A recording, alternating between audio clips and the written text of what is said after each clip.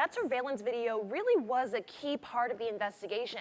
Once we started airing it, investigators took a second look at the troopers' claims and compared them to what they saw in the video. Were you hoping that one of those agencies or an independent law office would conduct that internal investigation? Or if not, what were you hoping that they would do? The number of cases that LCSO investigated jumped between 2020 and 2021. And as of this year, the newly formed Animal Cruelty Task Force has investigated more than 150 cases. We also reached out to the Lee County Domestic Animal Services. Now, they did confiscate more animals in cruelty cases in 2021 versus 2020, but the number of cases and calls for animal neglect has actually gone down for them over time. Do you feel that 3-year mark was too optimistic?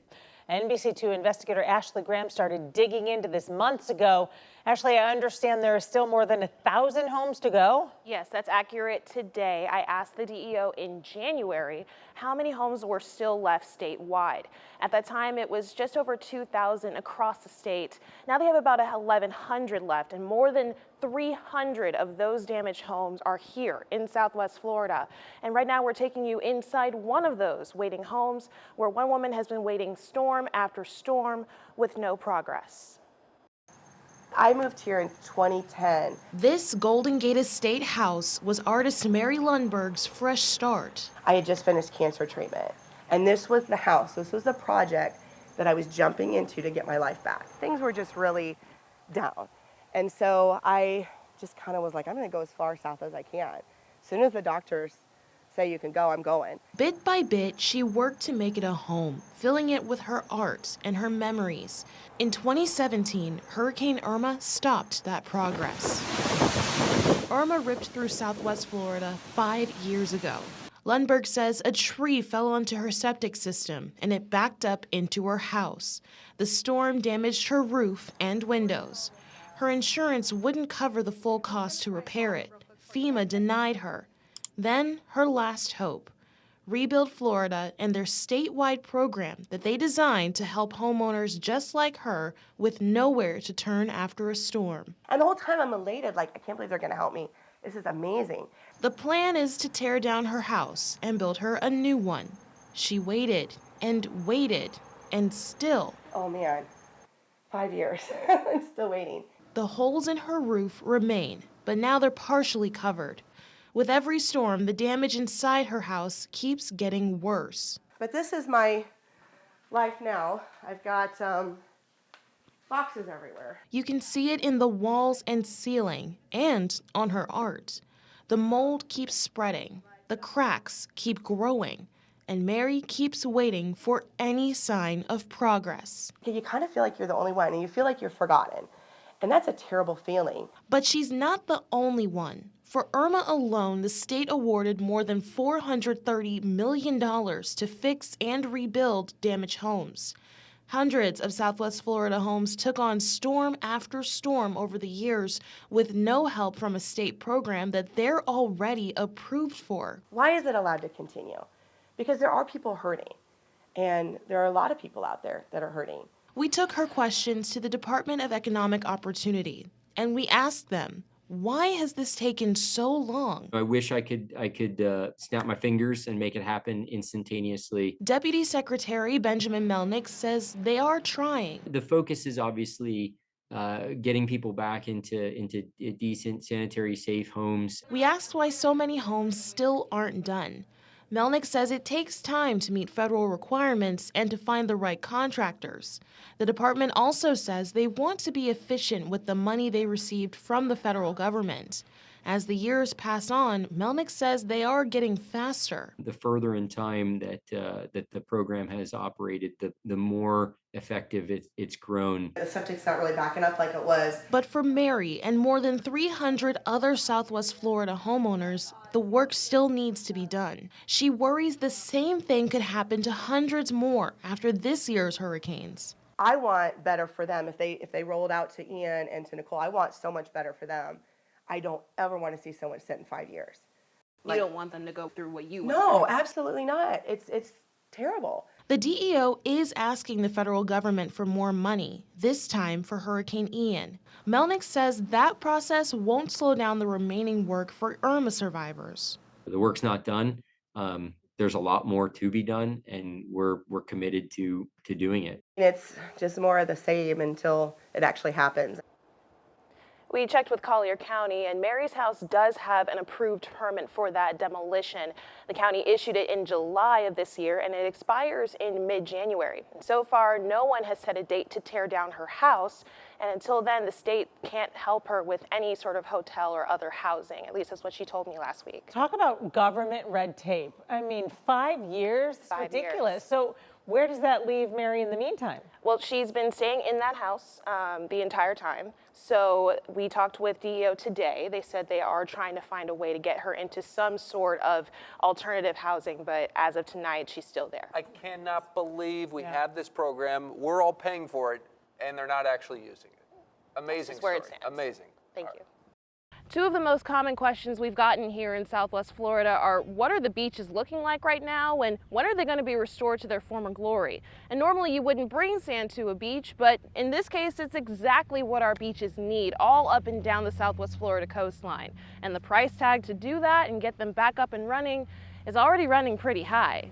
It's no small task to restore such a big stretch of sand. In my mind, getting those beaches back in shape is the #1 priority for our local economy. County leaders say it could take months, maybe years, to get the beaches back in shape.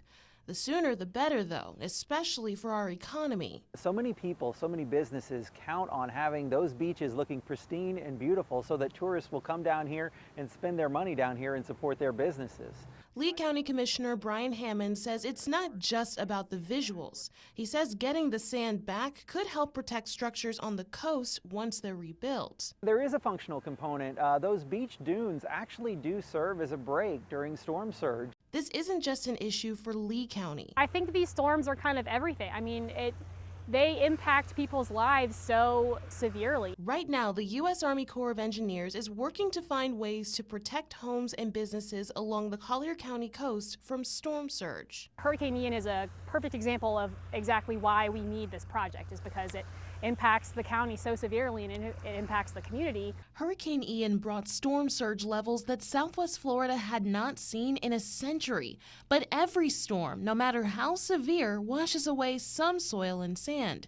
Lee County budgets money every year for renourishment projects just in case. Every dollar you spend on making sure that the beaches are in good shape and can attract visitors is an investment in our community and the jobs for people who live here. So far, that investment is in the tens of millions. The dollar amount that we're currently talking with folks in Tallahassee about is $50 million. That includes Fort Myers Beach and Sanibel. Earlier this year, Governor DeSantis awarded more than $26 million to Southwest Florida counties for beach renourishment projects. The bulk of that money went to Lee County, but it won't cover the full $50 million. Hammond says the county is working on a way to cover the rest. Every time a tourist stays in a hotel, they pay an extra 5% tax on top of their sales tax, and 24% of that money actually goes towards paying for beach renourishment. We try to make the tourists pay to keep our beaches in good shape because they're the ones who use them the most. Many of these renourishment projects wouldn't start up until the fall, but if you live on the coast and you need some sand replaced, the state may be able to help you. The Florida DEP announced a reimbursement program earlier this month, and we have those details for you on our website under news links. Reporting local in Sanibel Island, Ashley Graham, NBC2. The plan for more and upgraded parks started in 2016. Whether it was recreational, green space, we recognized that as a growing city, we needed more parks. It came to fruition 2 years later when Cape Coral residents voted on the Go Bonds referendum. We'd have them all done in 3 years for $60 million, and it would be done. It would fund 7 new parks and pay for updates to dozens of existing parks. We went around Cape Coral to check them out. There is work happening at some existing parks. And the city did break ground on new ones last year. Of that $60 million, so far the city has spent just over $9 million. They plan to spend another $17 million on approved projects. The biggest chunk of that $60 million would go to the Cape Coral Yacht Club. But now the price tag for all of those parks is going up. How much more than 60 million are we talking? Well, we don't know exactly yet until we get all the permitting, but we recognize that it's probably going to be anywhere from the $10 to $15 million more than anticipated. It's not just money. When the referendum was initially passed, it was supposed to take about 3 to 5 years to get that work done. Right now we're in about year 4, and as you can see behind me, there has been some work done on the local parks, but the majority of what's yet to be done is still tied up in permits, and right now the city says that timing is kind of out of their hands. Of course, we have to have the permits in place before we can start construction. The city did hold public input meetings in 2019 about plans for the 7 neighborhood parks. Critics like Tom Shadrack argue that that process held up progress. Let's go back and talk to the public, spend another year redesigning, rethinking what does the public really want. They've had some forums. So that took a year out of the schedule, in my view. Do you feel that that 3-year mark was too optimistic? I thought the 3-year timeline was probably a little aggressive, but I thought the 5-year was close to being attainable. Mayor John Gunter says the permit issue is not the only factor. I think some of the things that we didn't surely plan on as a pandemic, I think that really played in to this process. Others say the work should have been done long before COVID-19 became an issue. If they'd have finished everything in 3 years like the plan was, none of that would have been impacted. Today, now it's impacted huge. We would have been out by 2020. We would have been done by 21. City leaders say they're working hard to get the parks done in time. City Council is currently deciding whether to take the Cape Coral Yacht Club out of the Go Bonds package and to use the entire $60 million on the remaining parks. When the permits are approved, they say they'll work quickly to start the remaining work. We are moving forward. We will get these projects completed in a timely manner. Reporting in Cape Coral for NBC2, I'm Ashley Graham.